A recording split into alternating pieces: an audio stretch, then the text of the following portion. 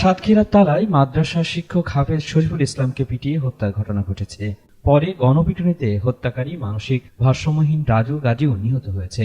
রোববার বিকাল ৩টার দিকে তালা উপজেলার শাহপুর এলাকায় এ ঘটনা ঘটে। নিহত হাফেজ শরীফুল ইসলাম গাজী হরিহরনগর গ্রামের হাজী আলিমউদ্দিন গাজীর ছেলে।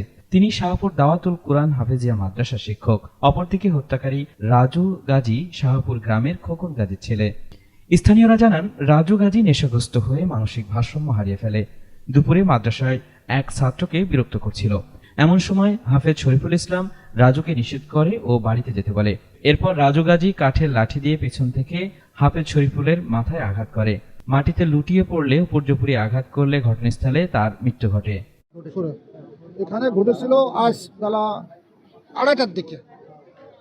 আমরা শুনলাম যে হাফেজ সাহেব বাসার থেকে, পাশেই বাসা, এই মাদ্রাসার প্রধান শিক্ষক বাসার থেকে খেয়ে এখানে আসলো। আসি দেখি এই রাজু একটা নেশাখোর মাথাল পাগল, সে এই বাচ্চাদের উত্তপ্ত করে। এই হাফেজিখানার হাফেজ সাহেব ওই রাজুকে দেখে বললে, রাজু তুমি এখানে কেন, তুমি চলে যাও। ওই বলে হাফেজ সাহেব তার রুমে ওঠার জন্য চলে গেল। বারান্দায় গেছে, পিছন থেকে এসে এই যে চৌকাঠ, যেটা আমরা বলি চৌকাঠ, দরজা বা চৌকাঠ দিয়ে সে পিছন থেকে এসে হাফেজ সাহেবের মাথায় আঘাত করছে।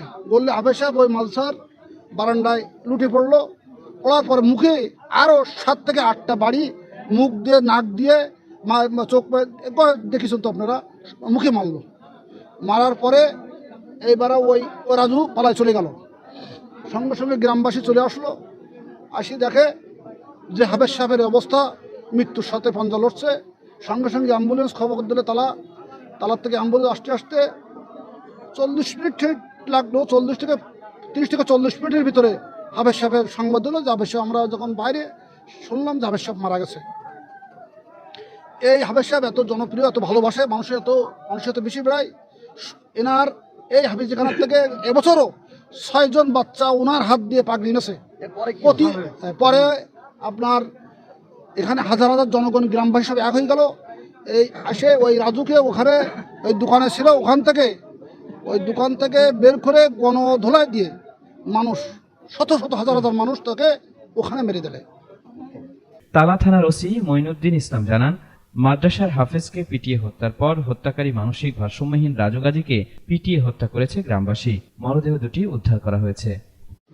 আমরা সংবাদ পাই যে এই মাদ্রাসার হুজুর হাফেজ শরীফুল ইসলামকে একটি লোক কাঠের চৌকাঠ দিয়ে প্রথমে পিছনে আঘাত করলে পড়ে যায়, ফ্লোরে পড়ে গেলেই পরে ও আবার আরও 4-5টা বাড়ি মারে মাথা বলে হুজুর জায়গায় ডেড। এই সংবাদ শুনে আমরা আসতে প্রতিমধ্যে শুনি যে মারছিল তাকে কে বা কাহারা পিটিয়ে মেরে ফেলছে। তো আশা করি কি জানলেন যে রাজু গাজী উনি মূলত কি করেন? হ্যাঁ, উনি শুনলাম যে উনি একটি অ্যাবনর্মাল টাইপের মাথা কষ্ট, এইটাই জানি, শুনলাম মানসিক ভারসাম্যহীন।